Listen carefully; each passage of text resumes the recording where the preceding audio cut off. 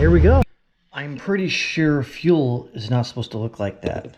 And your fuel filter is not supposed to have 20 pounds of gunk in it.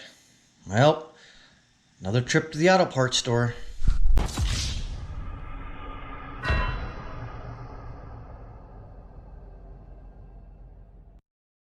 Let me just explain how hard that is to get out. It's hard. That's going in. You gotta jack up one side of the body. That's what happens when you take out a gas tank. She's a little toasty, but she's gonna go right back into that. You really think I'm gonna buy a new one? No. Factory return line bolt straight from Japan. A lot easier to go in than come out. Oh, that.